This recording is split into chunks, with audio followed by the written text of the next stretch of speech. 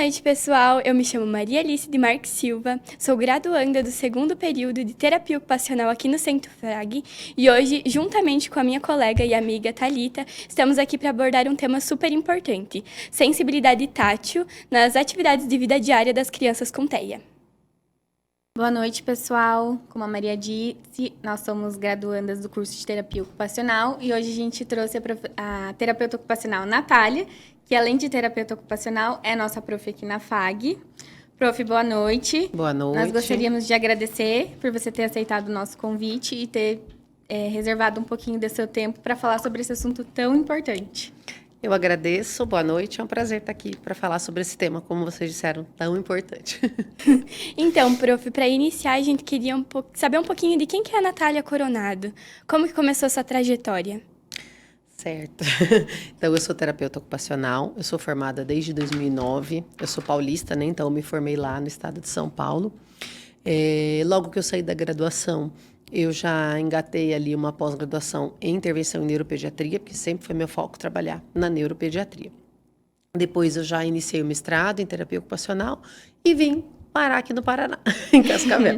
E aí aqui eu segui com as formações na área, né? Fiz outra especialização em reorganização sensorial no autismo. Cheguei a trabalhar em outros locais, trabalhei em APAE, trabalhei com adultos na dependência química, trabalhei no CAPS 3, né, com adultos com transtornos mentais, mas acabei retomando para neuropediatria na clínica onde eu estou atualmente há cerca de 5 anos.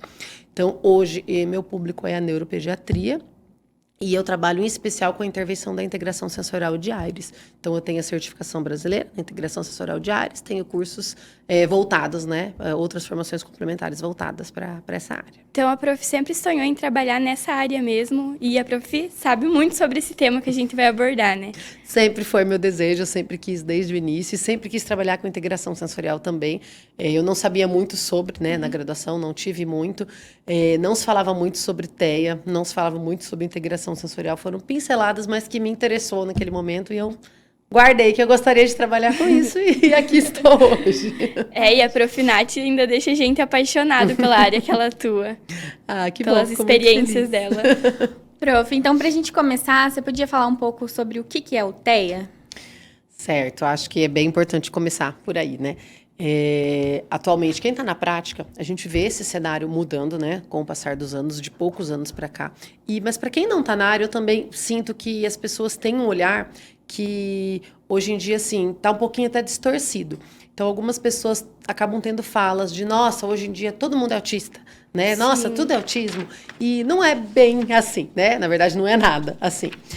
A gente tem um aumento atualmente dos casos, né, diagnosticados, existe essa estatística de aumento, mas também existem outras dimensões, né, para esse motivo. Então, nós temos a classificação hoje, ela é um pouco diferente. Outros transtornos que eram classificados de outra forma, hoje se enquadram no espectro do autismo, e a gente sabe que o diagnóstico está sendo cada vez mais precoce. Então, são vários fatores ali que têm aumentado para esse aumento do número, Sim. né? E falar sobre o teste, que contextualizar realmente é bem importante. Então, quando a gente fala do transtorno do espectro do autismo, é importante reforçar que a gente está falando do espectro. E o que isso quer dizer? Isso quer dizer que é um grupo, de certa forma, heterogêneo, né? A gente não vai ter pessoas exatamente com os mesmos comportamentos e o mesmo nível de comprometimento. Esses comprometimentos, eles variam, é por isso que é um espectro, né? E para se dizer que tem esse diagnóstico hoje, né? Lembrando que o diagnóstico, ele é médico, né? Mas existem características que fazem parte, né, para se fechar ou não esse tipo de diagnóstico. Hoje, o DSM-5, que é o Manual para Diagnóstico e Estatística de Transtornos Mentais, utilizado pelos médicos, né, ele propõe alguns parâmetros para se enquadrar num diagnóstico de TEA ou não, do espectro ou não. O primeiro ponto para se enquadrar nesse diagnóstico é o fato de que hoje sabe-se, né, se afirma que é um transtorno do neurodesenvolvimento. O que isso quer dizer? Quer dizer que afeta o desenvolvimento como um todo da criança, desde os primórdios, e que tem uma raiz neurológica, né? Existe uma causa neurológica, um comprometimento neurológico para tanto. E aí os parâmetros que o DSM coloca para se dizer que a pessoa ela tem um transtorno do espectro do autismo, eles englobam ali praticamente 2 itens que devem acontecer de uma forma consistente e e contínua, né? Digamos, ao longo da vida. Então, desde o princípio, e deve acompanhar. Não pode ser algo que surgiu quando a criança já era mais velha ou algo que, de repente, desaparece, né? Então, praticamente, esses critérios, eles englobam dificuldades, né? E déficits na comunicação e na interação social e padrões restritos e curtos, né, e repetitivos de comportamentos e de interesses. Quando a gente fala de dificuldades e déficits na comunicação, entra a comunicação verbal, mas entra a comunicação não verbal também. E quando se fala de dificuldades de interação social, a gente fala de uma cerca de critérios ali, de possibilidades que a gente precisa ter de habilidades para essa interação social, inclusive a reciprocidade social necessária. Então, esses indivíduos precisam ter um déficit nessa área, considerável, né? Outro parâmetro é os interesses e comportamentos restritos e repetitivos. E ali entram os hiperfocos, né? Quando o indivíduo ele tem focos de interesse restritos, entram as rigidez, né? Comportamentais e cognitivas, inflexibilidades, entram os comportamentos estereotipados e repetitivos, entram o hiperfoco, como eu falei, e entra também, nesse quesito, os comportamentos observáveis em decorrência das disfunções relacionadas ao processamento sensorial, que é o que a gente vai falar agora. Então, ele é abraçado hoje, né, como um dos critérios ali para o diagnóstico do TEA. E aí, essas condições, elas têm que aparecer desde o início do desenvolvimento da criança, e elas não podem ter outra causa, né? Não podem ter uma outra lesão, um outro transtorno que se torna responsável por essas dificuldades aparecerem. Então, esses são alguns fatores ali para o diagnóstico do TEA. E outro ponto é que esses déficits, eles precisam ser significativos, né? Então, essa visão hoje que algumas pessoas que não estão na área, às vezes, acabam colocando, tudo é TEA, acho que eu tenho um pouquinho de autismo, né? Reduz demais as dificuldades reais que essas pessoas enfrentam, né? Porque a gente tem um aspecto, né? Uma característicazinha que a gente dobra tranquilamente ao longo da vida, nem se compara com as dificuldades que eles realmente encontram, né? E sobre a classificação também do TEA, né, já que eu falei que é um grupo heterogêneo, hoje em dia o que se leva em conta é o CID-11, né, a Classificação Internacional de Doenças, que está no 11, que antigamente colocava-se o TEA como assim, TEA moderado, TEA leve, TEA grave, né? Hoje em dia não se coloca dessa forma, né? Hoje em dia a classificação ela acontece levando em conta alguns critérios, por exemplo, se tem comprometimento intelectual associado ou não, e o nível de suporte que esse indivíduo necessita, que é o nível 1 de suporte 2 e 3. Sendo o nível 1 mais associados a necessidade de suporte menos substancial, o nível 2 uma necessidade de suporte substancial, e o nível 3 uma muita necessidade de suporte assim bem substancial, né? E o 2 e 3 acaba abraçando um pouco mais aquele público que tem mais dificuldades de comunicação, né? Então, essa seria uma contextualização ali básica do TEA. Então, falando sobre sensibilidade tátil, uma criança que tem sensibilidade tátil, ela é diagnosticada com TEA ou ela pode ter sensibilidade tátil e não ser TEA? Excelente pergunta. A sensibilidade tátil, ela se enquadra como um dos transtornos do processamento sensorial, que eu também vou falar um pouquinho daqui a pouco para dar uma contextualizada, né? E o transtorno do processamento sensorial, ele pode acontecer tanto de forma isolada, então existem pessoas que têm apenas o transtorno do processamento sensorial, mas quando a gente fala do TEA, do TDAH e de outros transtornos, mas em especial que a gente está falando do TEA, sabemos que ele aparece com uma frequência muito elevada como comorbidade. E hoje a literatura aponta que quando a gente fala do TEA, o transtorno do processamento sensorial, ele aparece em mais de 90% dos casos. Então, pela minha prática, né, eu também digo que a maioria das crianças, para não dizer praticamente todas, que estão no espectro do autismo, tem também associado essas disfunções do processamento sensorial. Sim. Então, prof, vamos falar então um pouquinho o que significa a sensibilidade tátil no TEA. Certo. Então, como eu falei, a sensibilidade tátil, ela é uma das possibilidades, uma das formas de aparecer as disfunções do processamento sensorial. Nós aprendemos na escola, ali, né, no decorrer da nossa vida, que a gente tem 5 sentidos, né? A gente sempre escuta isso, tato, visão, audição, paladar, olfato. Aprendemos sempre esses 5, mas na verdade temos 8. A gente tem 8 sentidos. Tem esses 5, tem o vestibular, o proprioceptivo e o interoceptivo. Para que os nossos sentidos servem, né? Basicamente. Eles servem para nos conectar com o mundo externo, para nos dar informações que estão acontecendo à nossa volta, ao nosso ambiente, mas também serve para nos comunicar com o nosso ambiente interno, para nos passar informações do que está acontecendo dentro do nosso organismo mesmo.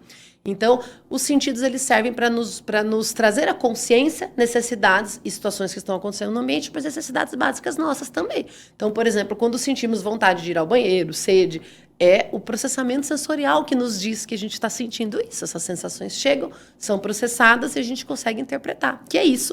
Então, é uma necessidade que o nosso corpo está tendo e que os nossos sentidos nos indicam, né? Que essa necessidade existe naquele momento.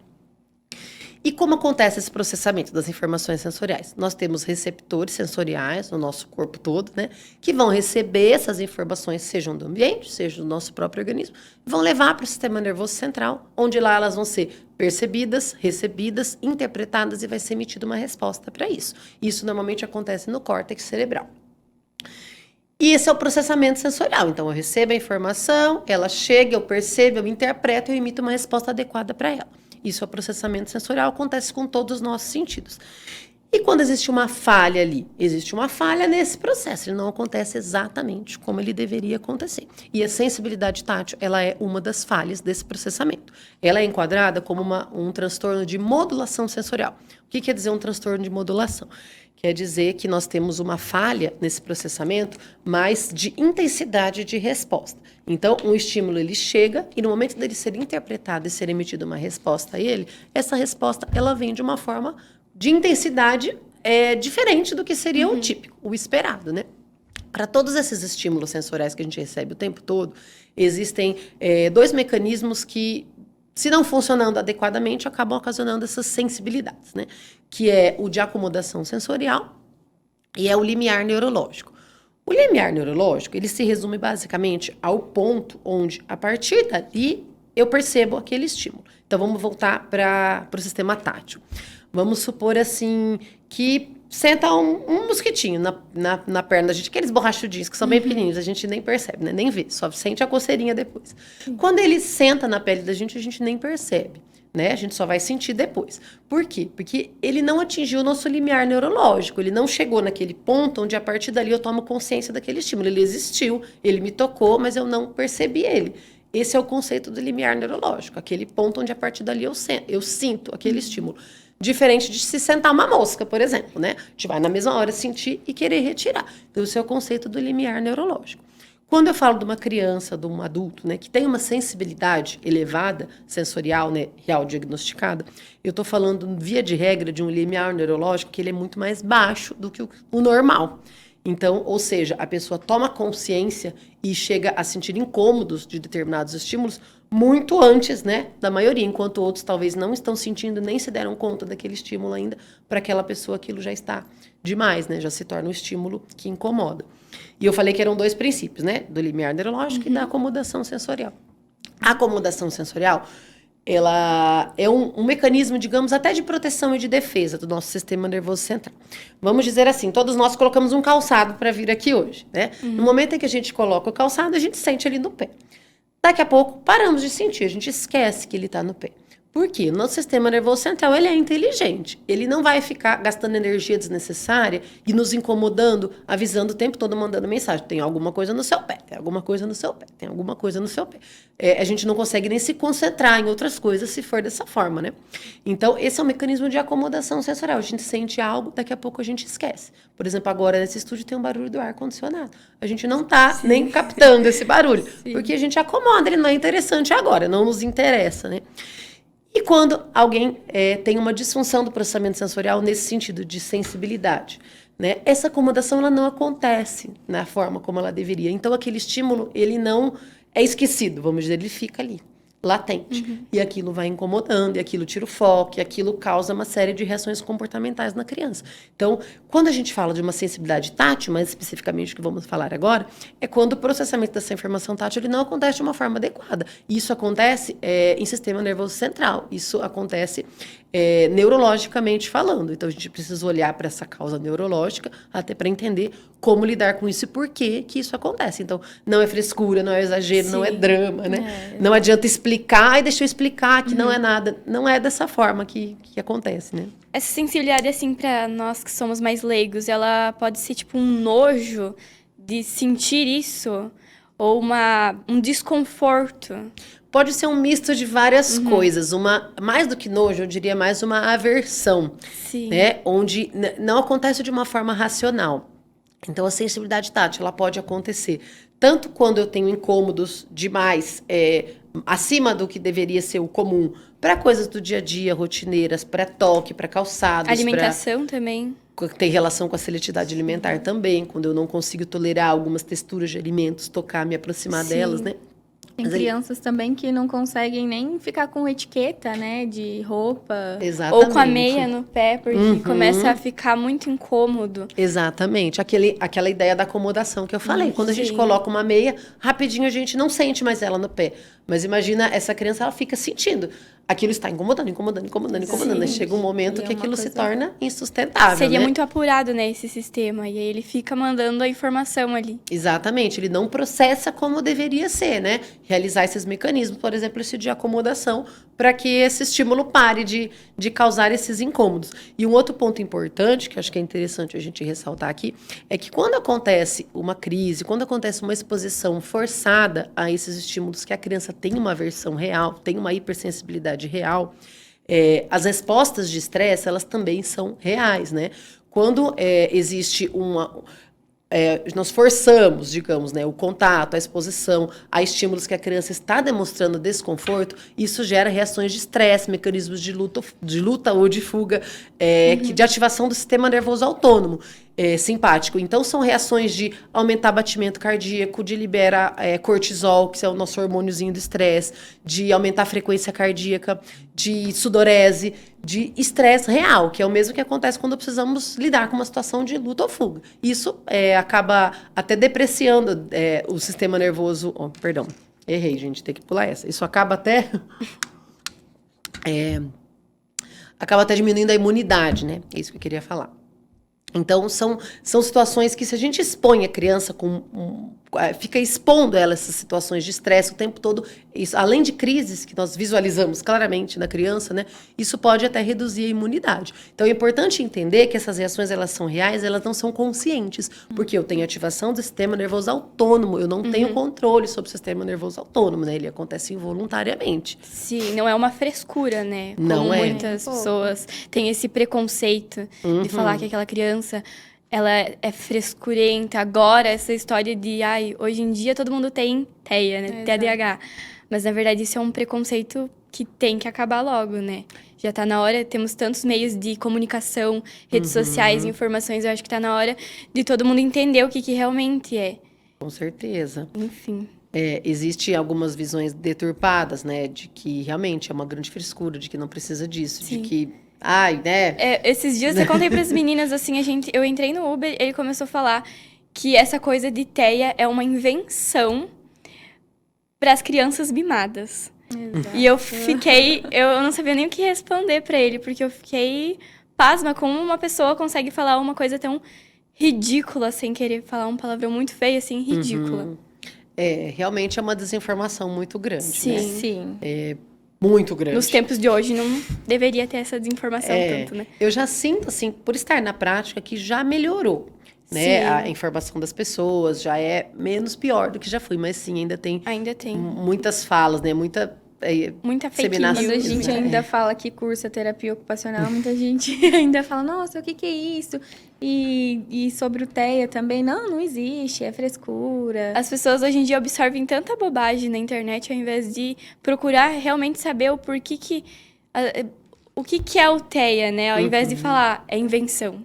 Então, hoje acho que uma dica que a gente tem que absorver as coisas mais reais, aprender a lidar com o ser humano, porque a gente tem muitas pessoas com TEA, TDAH, e nós temos que ser solidários com elas, porque a gente não tá no lugar delas, né? Exatamente. Enfim, prof, e como a gente poderia, assim, dar um exemplo para os pais de como que essa sensibilidade, ela começa a se manifestar no dia a dia da criança? Quais são os sintomas que, normalmente, eles indicam que ela tem uma sensibilidade tátil? Certo. Como eu tinha falado, a sensibilidade tátil é um transtorno de modulação. Então, o ponto-chave é observarmos que são reações desproporcionais, que normalmente visualizamos nessas crianças, né? Então, reações desproporcionais até a coisas simples do dia a dia. Lavar o cabelo, cortar a unha, cortar cabelo, incômodos com roupas, com calçados, evitar tocar em determinadas superfícies, não gostar de pisar descalço em determinadas superfícies. Então, não gostar do toque físico, do abraço. Então, às vezes, são crianças que só aceitam o abraço quando ela procura, não aceitam quando são procuradas, né? Então, é uma série de comportamentos onde a gente consegue observar que aquela reação da criança, e é uma reação emocional, normalmente, de choro, de irritabilidade, ela é desproporcional àquela situação, né? De fato, ela é desproporcional. Então, é mais este olhar de quando existem reações desproporcionais ao evento, de fato, ao que de fato está acontecendo ali, e já cabe acender um alerta, né? De por que a criança está tendo esse tipo de recusa, de irritação, esse tipo de crise, né? E de fuga de determinadas atividades que são tão corriqueiras e tão simples ali do nosso dia a dia, né? Sim, eu acho que tem que ter mais essa divulgação, porque tem muitas mães que acham que a sensibilidade tátil, ela é só no toque físico, porque ela não tem um abraço do filho, por exemplo. Só que ela tá desde pôr um calçado até a alimentação. Pode afetar, né, na alimentação, no desenvolvimento dela. Com certeza. As demandas de seletividade alimentar, elas têm uma relação muito grande também com hiperreatividade tátil. Às vezes as pessoas pensam que é só questão de paladar, de olfato, e não é. Até porque nós todos, né, para a gente conseguir aceitar comer alguma coisa, a gente primeiro toca, a gente primeiro se aproxima, né, e existe a questão tátil toda da face, da boca como um todo relacionado. Então, quando existe uma hiperreatividade tátil, muito comumente existe também esse comportamento seletivo alimentar mais relacionado a texturas alimentares, né? Então, texturas mais pastosas, mais líquidas, as crianças acabam, às vezes, tendo uma resistência maior. E essa resistência que eu coloco não é só o não querer, é de ter, como eu falei, a gente ativa o sistema nervoso autônomo simpático, são reações de proteção do organismo. Então, muitas vezes essa criança tem náuseas, né? Ela chega a vomitar se você tenta forçar o contato daquilo, né, com a boca, tenta ou colocar escondidinho, e ela sei que às vezes alguns pais fazem isso, né? Tenta colocar escondidinho alguma coisa no meio de algo que a criança já conhece. E não é porque ela não está vendo que ela não vai perceber, né? Não. Temos que lembrar que a gente está falando de uma sensibilidade aumentada. Então, pode ocasionar náuseas mesmo. Sim. Exato. Prof, e como que essa sensibilidade pode impactar na interação social e nas atividades escolares dessa criança? Olha, isso impacta no funcionamento geral, né? Vamos pensar ali desde a primeira infância, né, nos primeiros anos da pré-alfabetização. Então, a gente tem muitas atividades de parque, a gente tem atividades em grupo, atividades coletivas, atividades com tinta, com massinha. Então, cada vez que eu tenho uma criança que tem uma sensibilidade maior a determinadas texturas e materiais que fazem parte desse dia a dia, que tem uma resistência ao toque, essas crianças, às vezes, elas podem não gostar nem de ficar muito próxima do outro para evitar o toque. E quando falamos de crianças com hipersensibilidade, a gente também fala de crianças que têm um nível de alerta muito elevado, porque elas estão, parece que, sempre esperando sentir alguma coisa muito ruim. Então, são crianças que são estressadas, são crianças que ficam nervosas com muita facilidade. Então, qualquer ambiente que tenha um aglomerado de pessoas, por exemplo, só dela imaginar que essas pessoas vão tocar e vão ficar muito perto, isso já pode gerar reações de estresse, né? E nessas tarefas básicas do dia a dia. Então, cortar uma unha pode ser a Terceira Guerra Mundial, lavar um cabelo, né? Realizar um corte de cabelo. Tudo isso gera também muita frustração para os pais, além de dificultar tarefas rotineiras do dia a dia, quando a gente fala de uma criança que não é neurodivergente, que não tem esse tipo de transtorno. São coisas que se fazem em segundos, né? E às vezes para essa criança precisa de todo um preparo, às vezes de semanas, preparar o dia todo para que aquilo aconteça. Então isso afeta a rotina da família como um todo, né? Desde você estar em eventos sociais relacionados à comida, por exemplo, né? Tem famílias que o sonho é que o filho sente no restaurante e coma comida junto com eles, e que isso não acontece, né? Muitas vezes, uma das principais demandas é essa, é de hipersensibilidade tátil. Então, isso afeta, impacta significativamente a vida de todas essas crianças, e depois adultos, adolescentes, né? A gente fala mais da criança, porque ela é ainda mais incapaz de encontrar estratégias, né, sozinhas, de autorregulação, né, estratégias de driblar essas dificuldades. Depois que se tornam adultos, adolescentes adultos, acabam encontrando um pouco mais de de estratégias mais eficientes para lidar com isso, né? Mas a criança acaba não tendo muito mecanismo de defesa, e aí a defesa são as reações de estresse, de crise, de choro, né? E falando no contexto escolar, a gente tem que lidar também, né, com as outras crianças que não entendem o que que é o TEA, o porquê que o amiguinho ele tem essa hipersensibilidade, né? Como terapeuta ocupacional, teria alguma estratégia que deveria ser implementada nas escolas para que aquela criança com TEA fique mais confortável no contexto da escola, já que tem que incluir os coleguinhas para eles entenderem que ele tem uma sensibilidade, ele é diferente do outro. Na verdade, todos somos diferentes, né? Sim. Mas aí a gente está falando de algo que acaba, às vezes, prejudicando, né? Tanto porque daí as crianças, às vezes, não entendem. E criança, elas são sinceras e acaba, às vezes, não deixando de excluir o coleguinha por ele ter TEA. Eu acredito que pensando já nesse último ponto que você falou, a psicoeducação ela é extremamente necessária. Então, desde que se faça possível entender, né, eu acredito que precisa ser feito esse trabalho de explicar as diferenças e explicar até para o restante dos amiguinhos que aquele coleguinha, aquele amiguinho, em alguns momentos vai ter uma necessidade diferente. Assim como o que usa óculos tem uma necessidade diferente. Por exemplo, assim como um possível cadeirante vai ter uma necessidade diferente. Então, essa psicoeducação de que somos diferentes, temos necessidades diferentes, eu acho que ela é imprescindível. E aí, para o aluno em si, o ideal, né, vamos falar do cenário ideal, é que cada um tenha uma avaliação individualizada, porque, como a gente volta a falar do espectro, então, ele não é extremamente homogêneo, né, não é igual para todo mundo. Mas existem, sim, estratégias que sempre podem auxiliar no manejo em casa, na escola. Quando falamos dos sistemas sensoriais, existem alguns sistemas que têm um potencial maior de nos organizar, de nos regular, de nos acalmar. E vou até trazer alguns exemplos práticos do nosso dia a dia para a gente ver que isso acontece na prática. Por exemplo, o sistema vestibular, que é o sistema que é responsável por captar a nossa movimentação de cabeça, perceber a movimentação de cabeça com relação à gravidade, né? Então, sempre que envolve movimento de cabeça, esse sistema é ativado. Esse sistema ele tem um potencial regulador e calmante para nós. Não é à toa, por exemplo, que quando a gente fica balançando numa rede, devagarzinho, o movimento contínuo e lento, o que acontece? A gente se acalma, a gente se regula, né? A gente sente até um soninho, né? Quando viaja de carro, por exemplo, um movimento também contínuo, né? Acaba nos acalmando, nos dando um soninho. E ao mesmo tempo, quando você vai numa montanha-russa, que tem esse mesmo movimento, mas ele não é linear e contínuo, ele é rápido, ele é agitado, ele é brusco, o que acontece? A gente sai de lá com um nível de alerta super elevado, né? Então, dei alguns exemplos simples de que o movimento, o sistema vestibular, ele tem esse potencial de nos acalmar, nos regular, mas também tem o potencial de elevar e aumentar o nosso nível de alerta. Outro sistema que ajuda bastante é o próprio sistema tátil. Porém, agora eu vou falar do tátil profundo.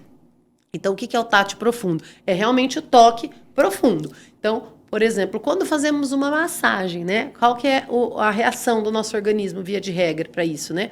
A gente se acalma, a gente se tranquiliza, a gente sente um soninho. Por quê? Porque é o tato profundo. É a mesma ideia do abraço, né? A mesma ideia de quando a gente dorme uma noite de sono, que tá mais friozinho, com aquele cobertor bem pesadinho em cima, né? Dando essa sensação tátil profunda. Então, esses sistemas, eles têm um potencial por si só de regulação. E o terceiro sistema que também tem é o proprioceptivo. O sistema proprioceptivo, ele é o que nos dá a nossa informação de próprio corpo. E ele é ativado quando? Quando eu tenho movimento ativo. Então, vamos lá. Agora não dá para ver, mas qualquer uma de nós aqui, se tiver um pouquinho mais nervosa, ociosa, está balançando o pezinho, por exemplo, né? Por que a gente faz isso, esse mecanismo do balançar o pezinho? A gente está buscando um movimento ativo que nos ajuda a regular, a manter a gente ativo aqui, né? A manter nosso nível de alerta mais adequado. Deixa a gente até confortável, né? Exatamente. Adorei a palavra. Isso deixa a gente confortável. Eu tenho o hábito de ficar batucando com os dedos, né? Na bancada, de onde eu estiver. Então, também é uma forma de movimento, mascar chiclete, né? Então, eu trouxe alguns exemplos práticos para a gente ver que nós todos já usamos estratégias envolvendo o sistema proprioceptivo, o sistema tátil profundo e vestibular, para nos regular e nos organizar no nosso dia a dia. E quando falamos do TEA, não é diferente. Então, a gente pode usar as mesmas estratégias para regular. Por exemplo, a nossa criança tem muita dificuldade em cortar as unhas, né? O que a gente pode juntar, né, no momento desse evento ali? A gente pode, por exemplo, colocar essa criança numa superfície mais instável, por exemplo, uma bola suíça. onde ela vai ter estímulo vestibular. E, ao mesmo tempo, na hora de segurar essa mãozinha, eu posso segurar com um pouco mais de força, no sentido de dar o tato profundo. Então, eu pego um dedinho de cada vez e dou o estímulo tátil mais profundo ali. Então, o ideal seria se a gente conseguir sempre juntar essas estratégias de organização, de regulação, naqueles momentos de maior tensão, naqueles momentos onde aquele estímulo é pior, é mais ruim. Então, é como se a gente desse uma enxurrada de possibilidades calmantes, vamos dizer assim, junto com outras que são aversivas, para a gente tentar organizar melhor o comportamento dessas crianças nesses momentos. Sim. Para o desenvolvimento da criança, por exemplo, eu vejo que muitos pais, às vezes, esperam a criança dormir para cortar as unhas. A prof acha que deveria ter o estímulo com ela acordada, ou tudo bem fazer com ela dormindo para não estressar ela? Olha, aí eu vou dizer que depende. Se a criança não acorda, o que não é comum, normalmente ela acorda. Sim. A gente está falando que é algo que acontece independente da consciência da criança. Então, normalmente, quando os pais falam que corta dormindo, eu pergunto, mas dá certo ele não acorda? Ah, acorda. Então, normalmente acorda. Mas vamos supor assim que não está acordando, se acontecer, no caso da unha, por exemplo. Mantenha-se essa estratégia, porque vai ser menos estressante para todo mundo, mas você não está tratando a hiperreatividade sensorial, né? Quando a gente está tratando, a gente precisa não somente burlar, né? Que aí é o olhar da terapia ocupacional para o tratamento, mas para estratégias no dia a dia, sim. Essas possibilidades, eu não digo de enganar a criança, enganar jamais, como eu falei, por exemplo, da alimentação. Ah, coloca escondidinho ali no meio. Isso só gera mais desconfiança, só vai gerar mais resistência, né? A gente precisa ter vínculos de confiança. Sim. Essa criança, ela já está no nível de alerta sempre, esperando o pior dos ambientes, né? E aí a gente vai aumentar esse estresse, se ela se sentir enganada e tapeada. Então, essas estratégias, quando elas funcionarem, como você falou do cortar com a criança dormindo, pode se manter. Mas se a criança sempre acorda, né? Então, isso também não se torna legal, porque talvez a criança desenvolve mecanismos de defesa até do dormir. Cada vez que eu durmo, alguém vai lá e me acorda estressada. Daí não descansa, né? Exatamente. Vai ficar sempre em alerta até a noite. A gente ensina aquele cérebro a ficar em alerta até nesse momento. Então, tudo é um grande depende, né? De como isso está acontecendo, né? Prof, você quer dar um recadinho para quem pensa em cursar a terapia ocupacional? Olha, então, né, eu sou suspeita para falar, assim como acho que vocês também estão ficando suspeitas para falar, né? Mas eu já tenho uma formação ali antiga, mais antiga, né? Então eu estou vivendo um cenário hoje muito diferente do que eu já vivi. Hoje a gente está tendo um reconhecimento muito grande. Boa parte disso é graças ao TEA, de certa forma, porque é a área onde tivemos um maior reconhecimento profissional, uma maior visibilidade no momento. Então, com certeza eu recomendo, né? Como eu disse, sou suspeita para falar, mas é uma área que está cada vez mais em ascensão. Existem muitas vagas disponíveis, a gente está com uma oferta, uma demanda, digamos, de vagas muito maior do que a oferta profissional. Então, tem vagas sobrando, literalmente, né? E eu acho que é um momento de se aproveitarem, inclusive, né? Sim. Com certeza. Então, daí agora falando sobre a terapia ocupacional, como que ela auxilia essa sensibilidade para as crianças com TEA? Qual que é o papel do terapeuta ocupacional? Certo. Então, primeiro ponto é que o diagnóstico das disfunções do processamento sensorial como um todo, ele é sempre feito pelo terapeuta ocupacional que tem a formação, né, necessária para isso. Então, outros profissionais sempre podem ver sinais, podem sugerir, mas as avaliações padronizadas, voltadas para isso, o profissional preparado para essa avaliação e para esse diagnóstico, ele é o terapeuta ocupacional. Existem formulários avaliativos, existem avaliações padronizadas, estruturadas, não estruturadas, que são utilizadas junto com a história, com o que é observável na criança para que esse diagnóstico aconteça. E o tratamento, ele é feito sempre pelo profissional que tem a formação em integração sensorial de Aires. Porque Jean Aires, que foi quem desenvolveu toda essa ciência de integração sensorial, ela era uma terapeuta ocupacional norte-americana, e ela propôs toda a teoria, ela propôs todo o nosso arcabouço teórico que temos hoje sobre o processamento sensorial, sobre as disfunções e sobre como tratá-los. Ela deixou isso pronto para nós. Então, para a gente tratar, conseguir identificar, diagnosticar e tratar essas disfunções, precisamos ter uma formação para entender o que Dinhares propôs, né? Como que isso aconteceu, como que eu faço o diagnóstico e quais são os princípios de tratamento. Então, basicamente, os princípios do tratamento, para quando a gente fala de uma hiperreatividade sensorial, é você auxiliar essa criança a conseguir processar de uma forma mais adequada aquele estímulo, a conseguir ajudá-la a dar respostas que a gente chama na terapia ocupacional de resposta adaptativa, que nada mais é do que uma resposta adequada àquilo, o que seria esperado, né? É esperado que seja extremamente desconfortável cortar uma unha? Não, não é esperado. Qual a resposta adaptativa esperada? Que seja ok, que seja suportável e tranquilo, sem uma reação de estresse muito grande. Então, através da terapia da integração sensorial de Ares, a gente consegue auxiliar com mecanismos ali, tratar a nível de sistema nervoso central mesmo, essa criança aprender a começar a dar respostas adaptativas a esses estímulos aversivos. E aí, o que é visto na prática? É visto uma redução desses comportamentos exacerbados, desses comportamentos de crise, de irritabilidade e uma maior aceitação, né, dessas atividades cotidianas que às vezes são tão difíceis, né, de serem realizadas. Sim. Prof, agora algo mais pessoal, assim, teve alguma experiência agora nessa sua nova fase, né, que você está trabalhando com o sensorial, teve alguma experiência que ficou marcada na sua vida? Deve ter várias, né?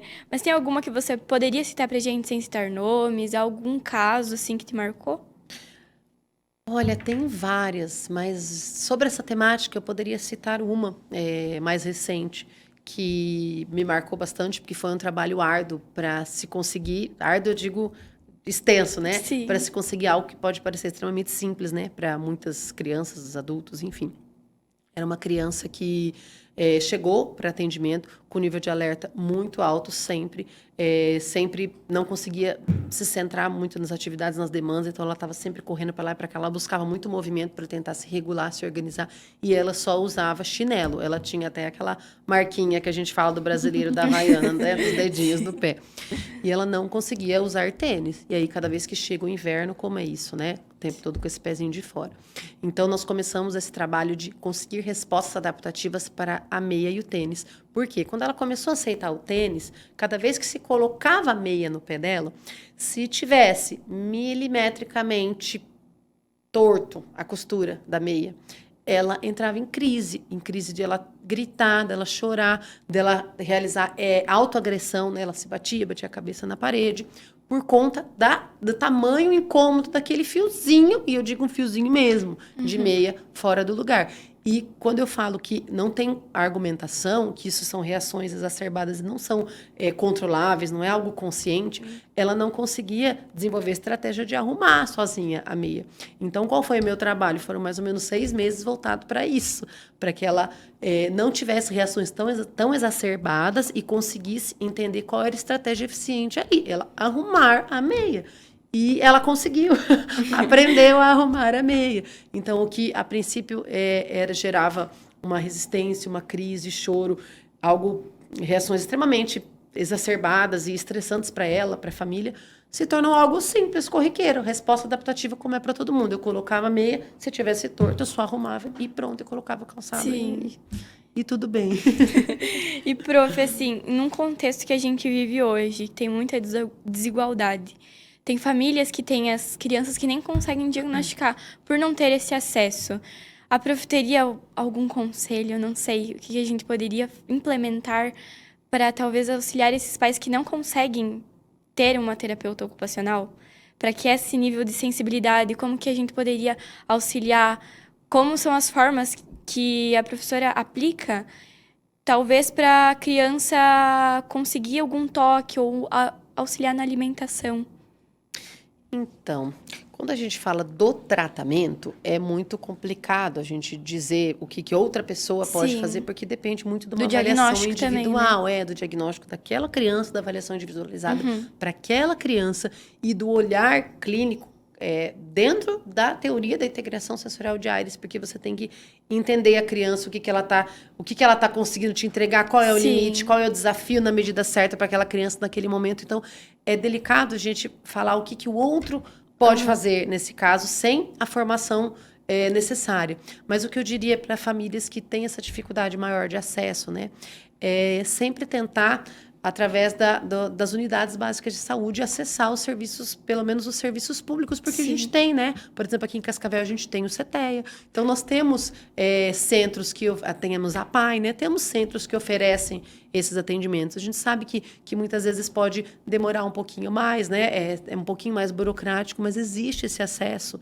Ele é possível. E, inclusive, quando pensamos nas escolas, né? Quando falamos na realidade, pelo menos aqui de Cascavel, existe os professores de apoio, os profissionais capacitados para dar essa assistência quando estão na rede municipal. Inclusive, tem relatos de pais que retiram os filhos que têm uma condição socioeconômica favorável para deixar num colégio particular e acaba retirando e optando por deixar no município, porque entende que ali a assistência está melhor.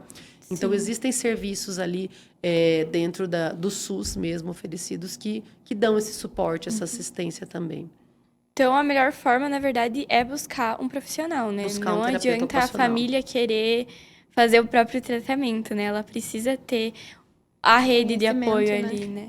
É importante, muito importante, a participação ativa da família, Sim. né? Até porque quando falamos da terapia, essa criança passa quantas horas por semana com a terapeuta, quantas horas com a família. Mas essa relação, ela precisa, né? É importante também que, às vezes, os pais não tentem, sem uma orientação, fazer intervenções, né, em casa, porque pode acabar piorando, né, alguma situação. Então, quando a gente, por exemplo, propõe a aproximação, né, de uma criança com hiperreatividade tátil, algo que ela tem aversão, a gente não começa com essa exposição, né? A gente começa de outra forma e essa exposição ela vai sendo muito gradativa e precisa de um olhar muito atento. Se está tendo reações de estresse, teve reações de estresse, isso precisa parar, porque senão eu vou piorar ao invés de melhorar. Então, são vários nuances ali que precisam ser observadas com cuidado, né? Quando a gente fala no tratamento. E o diagnóstico tardio, ele implica com o desenvolvimento? Se a criança ela sempre teve essa sensibilidade tátil, tinha dificuldade e ela só conseguiu o tratamento lá na adolescência, o tratamento fica mais difícil? Olha, eu não vou dizer que fica mais difícil, até porque quando nos vendo, né, como profissionais, né, que trabalham, né, com neurodivergentes, qual que é o nosso princípio básico? É a neuroplasticidade. Então, a gente sempre acredita que ela acontece. Então, nunca vou dizer e nunca vou acreditar que não adianta. É claro que a gente entende que existe uma janela inicial ali na primeira infância, que é onde a criança consegue ter um resultado maior, né? A neuroplasticidade, ela acontece num grau maior, vamos dizer assim. Mas ela acontece ao longo da vida toda. Então, mesmo que seja tardio, o ideal é que seja o mais cedo possível. Mas se não for possível, ok, vida que segue, começamos daqui em diante, a gente vai ter resultado, sim. Então, assim, não é impossível. Nada é impossível Não. para um terapeuta ocupacional. Nada é é impossível, impossível. Inclusive, né? na certificação, teve um relato de uma moça que vendia recursos ali, inclusive, e ela deu o relato que ela era TEA e ela começou o tratamento com a terapeuta ocupacional para as disfunções de modulação que ela tinha, tátil, auditiva, adulta. E ela trouxe o seu relato ali, né, dos ganhos que ela teve, até para ela encontrar estratégias, né? Porque quando falamos de adultos, a gente consegue uma maleabilidade que às vezes na criança não consegue, no sentido de se entender, se perceber e conseguir executar estratégias de autorregulação. Sim. Né? E essa falta, né, do atendimento, às vezes, pode acabar complicando a vida adulta, né? Ou não, prof. Porque, assim, eu creio que se ela tem um atendimento desde a infância, o acompanhamento na adolescência, ela consegue ser um adulto mais desenvolvido, né? Por conta dessa sensibilidade, ela consegue se desenvolver melhor. Agora, se ela não tem esse tratamento, você acha que na fase adulta, em questões que ela tem que viver aquela fase, porque daí não tem uma outra pessoa, com a mãe, o pai, como que fica essa questão? O adulto que não teve esse acesso, ele acaba ficando prejudicado? Olha, hoje em dia sabemos, né? Hoje em dia já faz tempo, né? Sabemos que quanto mais qualquer intervenção que seja, quanto mais precoce ela acontecer, melhor o prognóstico. Isso vale para qualquer transtorno, para qualquer disfunção, né? Esse é um princípio da neuroplasticidade ali que todo mundo segue. Mas não quer dizer que se ela acontecer mais para frente não vai ter ganho nenhum, né? Então, existe um momento mais ideal, mas durante a vida toda, como eu falei, é possível fazer essas intervenções. Então, Sim. é claro que o que se espera é que as intervenções mais precoces, elas vão dar melhores prognósticos lá na frente. Mas se ela não foi possível acontecer, não é um caso perdido, não significa que está tudo Sim. perdido. Então, se começa a partir dali, e não quer dizer também que não vai ter ganhos, né? Os ganhos são sempre possíveis. Seguimos acreditando na neuroplasticidade sempre. É isso, então, prof. Então, prof, queríamos primeiramente, novamente, agradecer a prof por ter tirado um tempinho.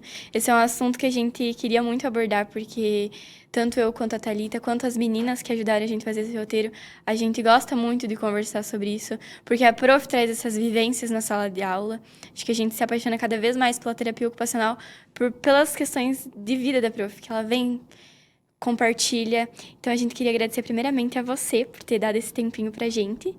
Queríamos agradecer também a FAG por ter deixado a gente ter um tempinho para conversar sobre esse assunto tão importante. Agradecer as meninas, a Thalita e eu, né? A Carol, a Fernanda e a Ana. Um obrigado imenso para vocês, meninas, porque elas montaram o nosso roteiro, a gente conseguiu se desenvolver melhor. E também agradecer ao professor Alisson, que conseguiu que a gente trouxesse esse tema para cá. É isso!